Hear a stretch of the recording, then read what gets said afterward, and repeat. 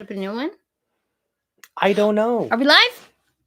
Yeah, it looks like it. Okay, I'm gonna have to tell people to jump to the other one. I'll have to go into the live one.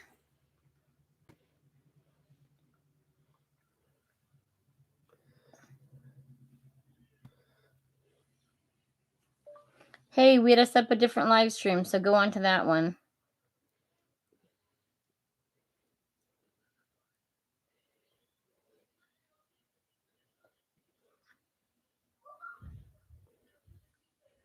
Hopefully people will jump over.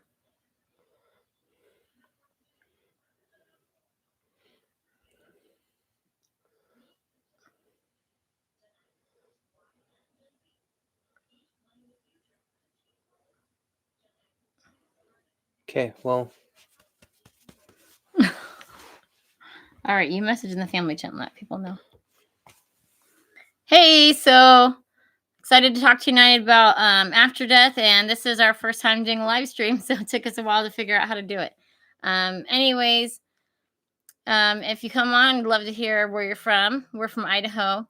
And if you've seen the movie and what you thought about it. So waiting to talk about a little bit. I know from watching other people's live streams, they don't just go into things exactly. They talk about who's on, and I guess I'll just go through where we have our different viewers coming from. So my husband started this YouTube channel about beekeeping a couple years ago, 3 years ago, maybe. More like 4 or 5. Yeah. Yeah. Anyways, he had some videos on there about beekeeping, catching swarms and stuff like that. So, anyways, but I thought it was a really good channel name. So, like any good wife, I stole it. And he let me because he knows better. Anyways, I didn't notice. We're matching. Yay. So, anyways,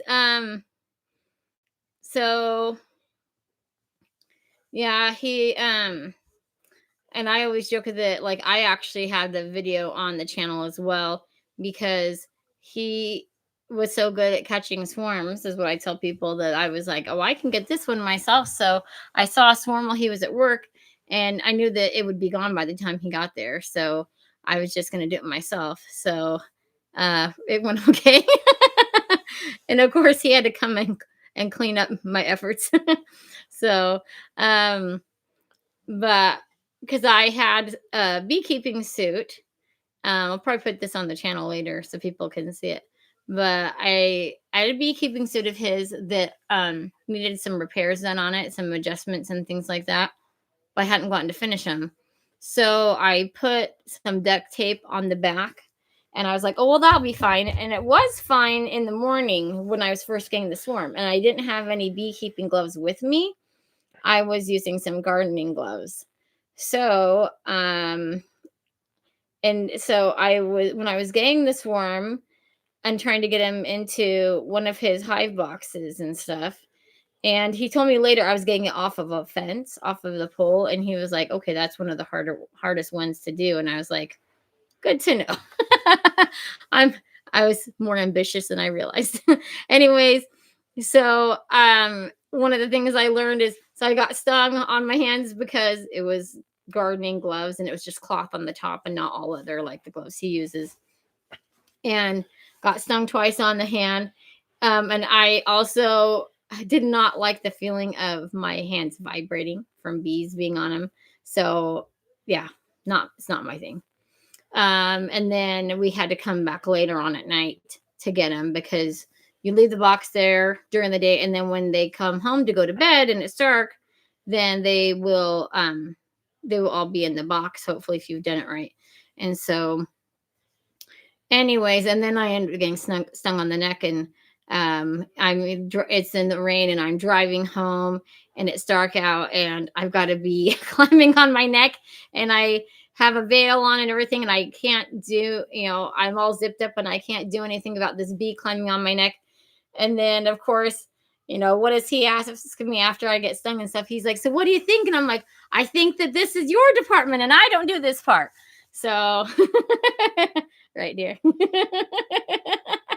Granted, like you said, it was That swarm was a harder one because it was on a wooden pole and they were down low on the pole, and so that's really a pretty advanced swarm to catch for bees if you're getting into it. But anyways, this dream is about.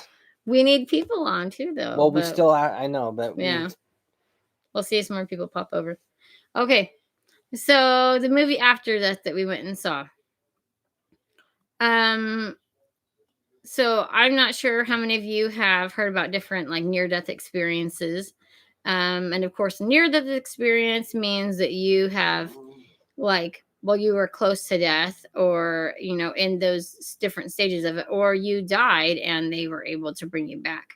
So I have a friend that she had a baby, and while she was having the C-section, she had a blood clot and died, but they brought her back. So that's one of those examples of something that happens. In the movie, they give examples of, and you've seen it in the trailers if you've seen the trailer, where there's a pilot who gets in a plane crash, and then there's somebody else who is like kayaking and they drowned.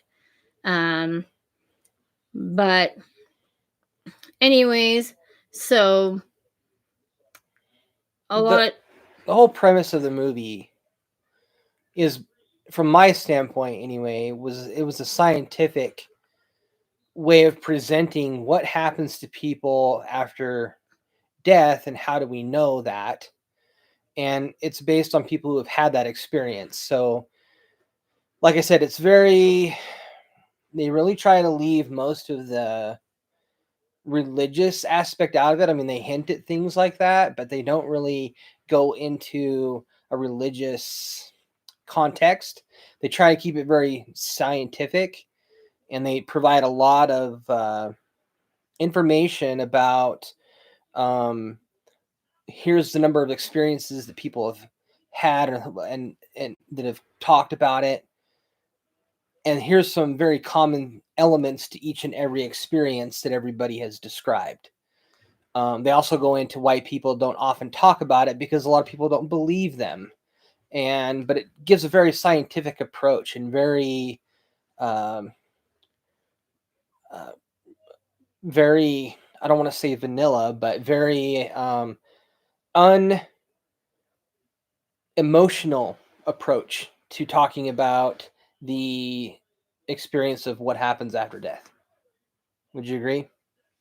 Yeah, I think that was what surprised both of us, is we just thought that it would be a lot more of a more religious perspective and stuff, and more spiritual and stuff. And I think that the good thing is by them doing that, for those who aren't sure about God or what they believe, they are given the opportunity to be able to just look at the science that's there, look at the evidence that's there. Because a lot of there's a lot of people who are like, yeah, but I want to see it. I want to see, what can you show me? Because this is what somebody says, and but they're not sure what to believe, because maybe they've been told a lot of things before that didn't really feel right to them. And of course, you don't know till you're there. None of us really know till we're there. But so I was really surprised about how just kind of factual it was. When I thought was cool was a lot of the people who do a lot of the research for the near death experiences. There wasn't any of them that were there because they planned to be. That was like the way that they were going. In like a career or something like that. Oh, like it seemed like just about all of them were doing something else and came across near death experiences and got curious. So it's a good thing you're here, because you remember things differently than I do. You remember details. Yeah, I mean, I don't want to give out too many spoilers about the movie for those who haven't seen it, but there's really kind of two variables that I saw that they gave, and that was, there were some people who had a very light experience, as I would define, and three others that gave very dark experiences. And one of the aspects that they did tend to point out, or that you can gather from what they give you, is that the people who presented the dark experiences openly admitted that they were not living a Christ-like life. For example, one of them, he when he has his near-death experiences because he overdoses on drugs. Obviously, a very dark experience happened to him. Although it ended well for Mm-hmm. him, but he talks about in his experience he had to come to a term of acceptance before the positive happened. But he's Mm-hmm. talked about dropping through darkness, and I don't. He goes much more descriptive. Like I said, I don't want to give away too much for those who haven't seen it. But the light people, on the other hand, none of them ever really talk about joy, and that was maybe one of my kind of disappointments about the film, was that there was like kind of this missing light. Like, I guess I always imagined, and the way I feel about things in the gospel, that God would project light, and they do talk about light, but again, they leave the emotion part out of it, and I think that they did that on purpose for the film, but that is missing. So if you're going expecting to get this big emotional uh, experience from the film, I think you're going to be disappointed in that. Well, and I think that for me, since because I think that you have too, but I've watched a good number of near death experiences, probably like at least 6, I would say. Mm-hmm. And it's interesting because me, I just kind of try and go by like the spirit and how I feel about things and stuff.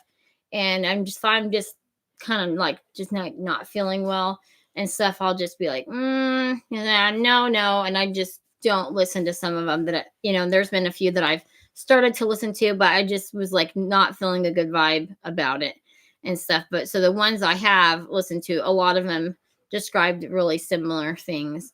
I know a lot of times music is something that comes up where they're like, there was just music and everything. And they'll talk about colors. They're like, colors, there's color in things that you could not even describe because it wasn't like things were like one color. It's like there was like colors and stuff. But one thing that I will say that, and it is in the trailer, so I'll say it. They didn't talk. They talked about when people go, "Oh, when you die, it must be really painful." And a lot of them were like, "I never really felt like I died. I felt alive, and then I felt more alive," which I think was something that I don't feel like was really explained when I watched listen to other near death experiences. Is quite that feeling of being more alive before. But I will say that there was one in the movie, and I've heard about this in other cases too, where people have said, like, if you knew what it was like there, you wouldn't want to come back. And there was a man in this movie, and then I've heard other times, like I said, as well, where they're like, I gotta go back? Are you kidding me? Because if we imagine to ourselves, like, how beautiful the places that they talk about and feeling more alive. For any of us, to me, I relate it to like if you've gone on to a roller coaster ride that was just extreme, and then to go to something else is less than, boring or something. And so you kind of get this peak adrenaline rush, and now you're trying to like match up to that. Yeah. So I mean, not all of them said that they had to come back. A lot of them, I think most of them said they were given a choice. mm-hmm. But regardless of what their answer was, on whether they had to come back or whether they got the choice, none of them wanted to, and were disappointed. And I guess maybe that was some of the emotion part that Mm-hmm. that. And as far as pain, yeah, they didn't describe pain, not physical pain like getting cut or anything Mm-hmm. like that, but they did describe emotional pain, Mm-hmm. especially the dark experience ones. They were experiencing very much emotional pain from what I gathered. Um, the others, though, said that yeah, their senses and their being of themselves um, was enhanced, and they all described how another form of themselves came out of the physical body. Mm-hmm. So That they were like from above or somewhere, yeah, like watching themselves, right. and sometimes not for a while, not realizing it was them until they were like, oh, and that's me. Right. okay, that's my body. So yeah, and that's one thing I think that a lot of people have known about is a common thing that they hear about. People will say, "Oh, it's hovering above Yeah. my body." So, but well, and the thing is too, is I know one of the guys was talking about how he he was working at a hospital doing something and started, and I don't know if somebody was told him like, "Hey, can you write down what this lady's saying or something?" And that's how he got started in it. I Yeah, can't they remember. gave some perspectives of hospital workers and stuff who had seen people go through it. I think in a lot of those cases to verify that the person had actually passed. Mm-hmm. Because like again, they had a very scientific approach to the whole film. But yeah, he described and wrote down. I think he was interning.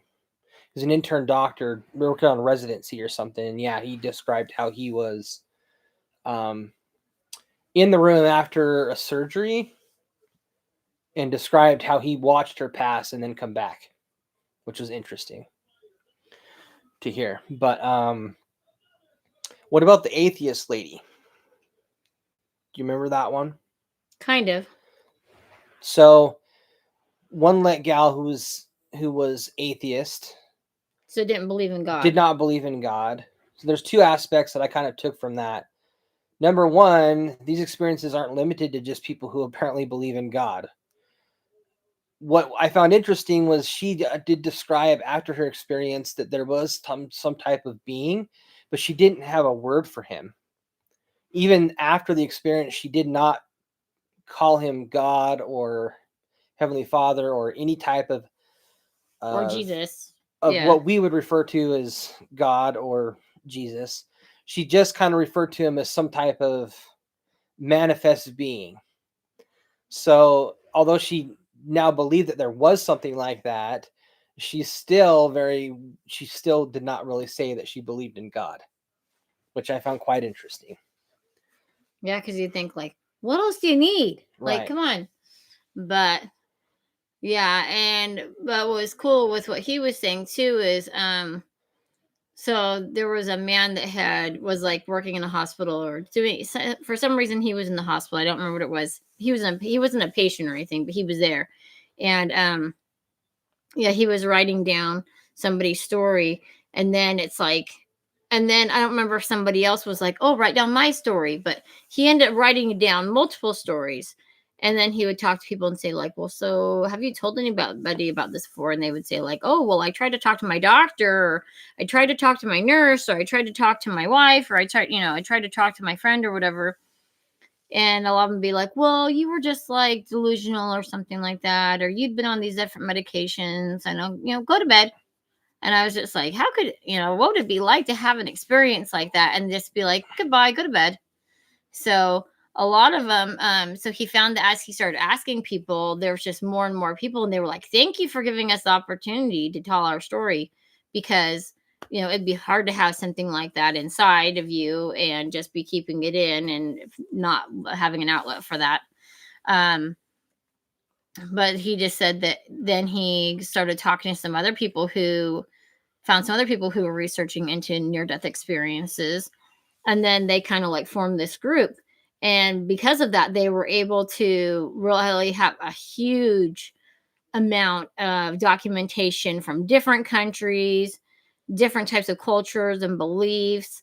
And so they were like, this is a really good pool for being able to really look at this and say, okay, what are the facts void of like religion or other things? What do we see here documented? Different people, different stories, like people that we know died. And another thing that was interesting in the movie too was there was somebody who was having like an MRI or CAT scan or something like that, and they had been in the hospital like a few days before, and they were in the hospital, and then they were doing well enough, they went home, and then they came back, and it was kind of like, well, we know that if you come back, like it could be this thing that's worse, and so they did the CT scan, MRI, or whatever, and this person passed away as they were doing it, and so they're like, this is like the first time we have like evidence of brain activity as of somebody's passing. And so it was really interesting, for them to like watch the different progressions and things that happened. And again, science type of stuff. So I think, especially for those who are trying to figure out, like, God, is that really real? And, what's the real deal about this? Because I know there's been a lot of people that have felt that they were like deceived or manipulated in different ways, or they feel like, oh, people are just making money off of something. And so they're not sure, you know, what they have a hard time, like mentally and Yeah. emotionally, spiritually investing in something like that, um, when they haven't had a good experience with it. Um, Yeah, we have a few people, so if you have any questions, go ahead and put them in the chat, please, and we'll be happy to answer them. Um, but really, I mean, or say, hi, I'm here overall, from somewhere. overall, your feeling on the film, what, like, if you're gonna give a general feeling, what would you say? Hmm. Do you have one? It's hard for me to like. Yeah, Okay. I'm gonna be honest. I thought it was a little bit boring. Um, Again, I think that comes from the scientific aspect of how they did the film. So like I said, there's not a lot of emotion that's been added into it, and like I said, I kind of missed that because my understanding of the gospel and Jesus and their plan for us is joy. So I would expect to hear that from those types of experiences from those people. And like I said, they left that out of the film. And so to me, although it was greatly informative, it was worth seeing.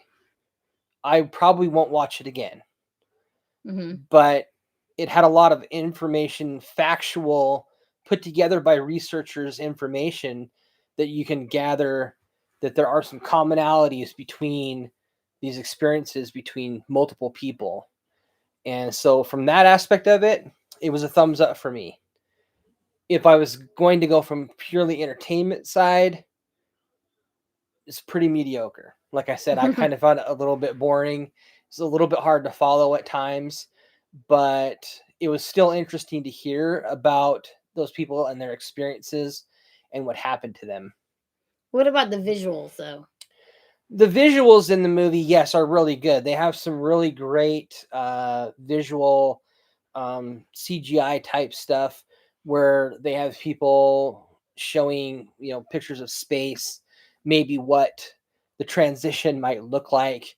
Kind of some good visuals to kind of give you an idea of maybe what that transformation, that transfer between mortal and spiritual realm goes. Mm-hmm. So, I mean, that kind of draws you in a little bit. That's why I say it wasn't a complete waste of time for me. It was great factually. Just from an entertainment standpoint, it was a little bit on the boring side. Well, to me, I feel like that was done on purpose because when you think about things like Disney, for example, I know I've had times where I'm watching a movie and I'm not really enjoying it that much, even, but they know how to use the music and stuff like that and time things certain ways to get those emotions going. And pretty soon you're like, I didn't even like this movie that much, but why am I crying? Because they're masters at it. Disney is masters at using, people say they use music to manipulate you. And so I felt like with this, they wanted people to be able to draw their own conclusions and not be able to say like, oh, they just manipulated me into these feelings. Because I know that like I'm a crier, he's a crier, not cry as much as me, but I mean I can cry like a commercial. I can cry all kinds of things because I'm just like, you know what, Jesus wept. It says that when God had to flood the earth, that he wept, and I was like, hey, I'm following them, so crying, that's a good thing. So, and to me, crying is like having a full range of emotions because you're going to get really angry. Well, then you might as well get to be really happy too. And like, I don't cry because I'm like mad. I cry most often because I'm just like feeling really good. I'm appreciating, I'm really enjoying something. So to me, people have a hard time too. And they're like, oh, well, I was being manipulated by the crying. These people were crying. And so I was just feeling bad for them or something. And so to me, there wasn't a lot of that in there. And so I felt like it was really letting people decide for themselves how they felt But about but for things. you, from an entertainment aspect, was it entertaining? It was documentary entertaining, Yeah, interesting. which That's what is I would why you say. fell asleep like for 5 minutes, right? Well, Exactly. That's what I'm saying. It was. yeah, but we're talking about a multitasking wife that we have a lot of kids. And so I'm like, I'm going to the dentist. I know what they're going to do. So I might as well get a nap. And I sat there and thought to myself, I'm like, if I was in a coma, if I was in a coma, I'd be making up a list. You can bet I'd be trying to accomplish something Right. if I was out, because that's just me. And so I had watched the trailers, like a bunch of the trailers. I had already watched like tons of stuff about after death. And so for me, it wasn't like, it's a little bit like I'd kind of seen the movie in some ways. So that's the hard thing is with the technology, you can have all the spoilers you want sometimes if you're just watching a bunch of stuff. But for me, I'm like, I really want to support these different faith-based, and like Yep. Angel Studios says that they want to help with things that spread light. It's me, I'm like, there's plenty of dark things in the world and we don't need to add to that. And I felt like the only thing with that in this movie was helping people to see that it's like these people were in a dark place in their life. And so things were still dark afterwards. So we can't think that like, just do whatever now, man. It doesn't matter. Just do whatever you want right now and it's not going to make a difference. And that's just not true. Yep. So, But I still think from overall, just kind of in this whole thing, is it worth seeing? Yes. Go see it. Watch it. You'll get a lot of information from it. You'll probably enjoy it. Like I said, the visual part of it is really worth seeing, and the informational part. But if you're going as a pure entertainment, you might find a little bit lacking. and we would not take kids to it. Yeah, Maybe I probably would not take yeah. kids. You could Yeah. take a teenager who's in a fairly mentally healthy state. So if you have somebody who's going through a lot of things, it might not be the Might best be a little thing. depressing. I don't know. Yeah. But if you have somebody who's having a hard time who could maybe use a kind of a pickup for them, then maybe this would be a really good thing for them to feel like, you know what, things are going to be okay. And I know I have a coworker that I was just talking to the other day who I hadn't really talked to before, actually, because she works in a different department. And she was just talking about her health and different things and how she's been kind of on the edge of death like so many different times. And I'm like, man, I should really bring her to this, because anytime with her might be like the last time I see her, because she's just she made some choices when she was young, lots of unhealthy mental state situations. And so she's just, as she said, she's been paying the price for that for all of her adult life. Um, anyways, and so I just thought, man, for her, we all should think about different people that maybe this could help them. Because I was like, I didn't mean as much for me because I feel like I know why I'm here. I know where I'm going. I know where I'm going to go. But for somebody who's not sure, I think it could be really great for them. And then good opportunity to have conversations with people. So, anyways. Yeah, we've had friends that went and had a good time. But yeah, overall, I would say half a thumbs up. Kind of like this, I Yeah. guess. There you go. Up. It's a fish hook. So what else is coming up? We've got tickets already to see the next movie for Angel Studios, The Shift. Mm-hmm. So that one is coming out on the 30th of November 30th. Okay. Yep. So we'll be doing a review on that. So those who don't know, that one is about a guy named the Benefactor, who basically indentures another man who's just met the love of his life to go and do a bunch of tasks, and the man that he indentures tries to get back to her. Yeah, the benefactor has shifted the guy's wife. Yes, he travels between. He sends her to like a different time. Yeah, and he goes between different times and dimensions and whatnot, trying to find a way to get back to her. and get out of his servitude, Mm-hmm. essentially. So you can probably garner a few gospel-related topics from that. Kind of excited to see it. It seems a little bit weird for an Angel Studios video or film. Kind of sci-fi-ish, which I don't think we've really seen much of from them. But hey, we'll give it a chance and see how it goes. What else? December 12th. Our favorite, The Chosen, is putting together 2 films previously. Now, I have not seen either one of the previous films. I know you have. Oh, yeah. But I have not seen either one of them. So I'm trying to debate on whether I want to watch both of them before we go and see the film.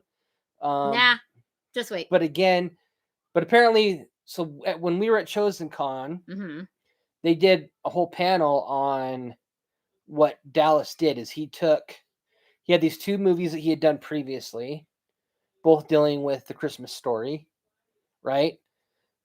One was like 7 years before, if I remember right. Yeah, there was a big time between the 2 of them. And this is actually the film called The Shepherd that started The Chosen, basically, because somebody saw his film and was like, okay, this guy's all right.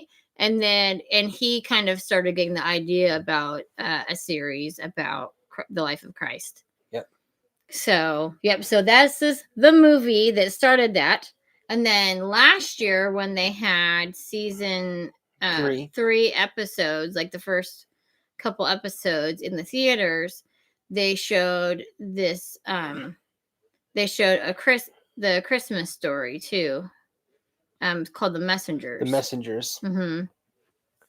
So The Shepherd and The Messengers, they basically have combined the 2 films into one.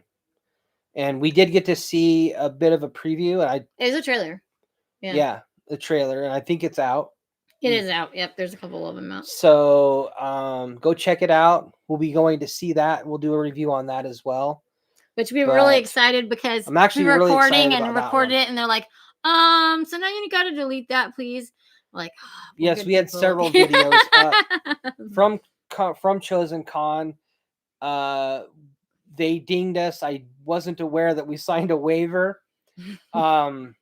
I'm sorry, The Chosen, if you're out there.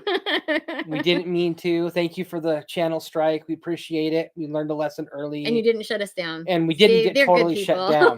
Because they could have shut us down. Yes, right, in one swoop. But they didn't. See, yeah, because we had like 9 videos that they probably could have. Oh, yes, they could have for sure. If you were on our channel before and you saw some of these, I apologize. We had to take them down. That's what happened. Yeah. The Chosen got mad at us. Well, they gave us some loving criticism. We violated their copyright. Some loving guidance. On accident. They gave some guidance. Anyways, so we're looking forward to the Christmas time. There's going to be a lot of stuff coming out. Hopefully we'll be there around to share some of those with you. Like I said, we're going to do reviews on this shift coming up and also the new Chosen one. Did they have an actual name for it? I don't remember. For what? For the 2 movies they combined, The Holy Shepherd Night. and is that what they called it? The Holy Night? Okay. So Holy Night, look for it. Yep. And then there's another trailer that they showed us that we didn't record. I think they were smart enough that time to say, wait, don't record this part. But we can't tell you what it's about. But it's coming out too. And it's kind of more of a documentary style. Do you remember what I'm talking about now? Yes. Yes. And we were like, oh, yes. So good. And it's been hard not to talk about those things. Yeah. So, they just... Moral of the story, there's more surprises coming from The Chosen. Yeah. That we know about. Yeah. Yep. And then, of course, if those of you have listened to Dallas Jenkins, he just talked about a project that he has been wanting to work on for 15 years, a long time to be waiting, called the Christmas pageant. The greatest Christmas pageant. Yes. The greatest Christmas pageant ever. Yes. Yes. And it's funny because I'm like, our kids had that book and I think I got rid of it because nobody was reading it. Now I'm like, oh, do I have that book? I wish have kept it. Yeah, right? Now it's probably going to be like being bought up on Amazon or something.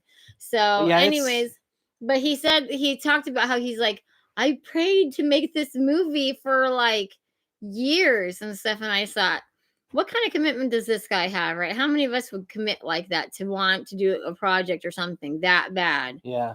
that we would sit there? And he was like, God told me to pray about every week. He's like, and every time I would check and see, if the copyright thing on it, like it had to get used. If it didn't get used, it was within a certain time. They had to renew it and stuff.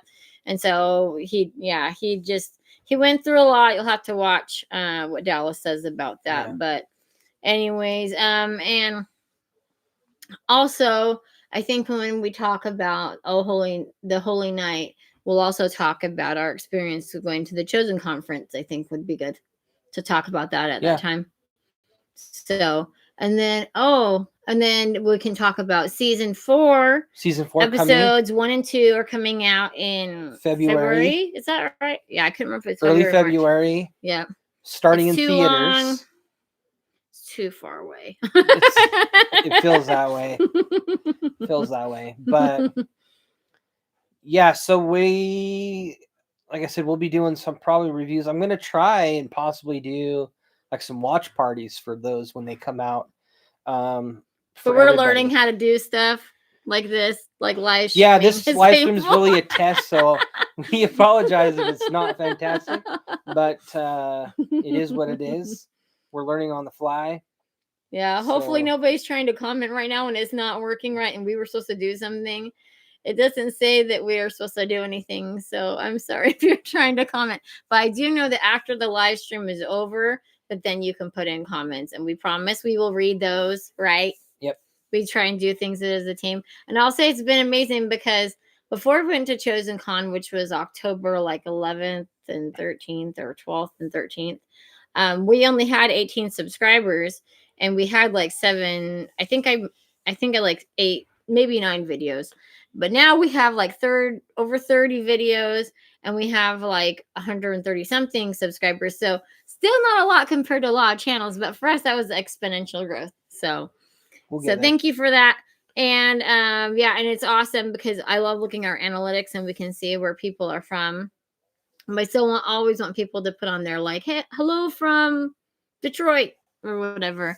But we have viewers from I think Hawaii and Alaska are still, we don't have any viewers from there last time I saw. But otherwise it's every state besides that, which is cool. Yes. And then we had like the countries were Canada, Mexico, UK, and was there someone like India? We had a lot in Australia, actually. Yeah, Australia was the one we had a lot in. But wasn't there some there was some in Africa? There were a couple in South Africa area. Mm-hmm. Did we have any in South America, like Brazil or Chile, Argentina, or Guatemala or something? I swear we have a Guatemala one, I think. I don't recall. Anyways, but yeah, so it's very exciting to talk to people all over the world and have them see crazy people online. So, our kids are having a great time doing it too. So, little performers. So, anyways, well, I think we're going to leave it here. God bless you all. Thank you for joining us tonight. And again, God bless. Thank you. Don't forget to like and subscribe. And comment. Yes, and comment. Have a good night.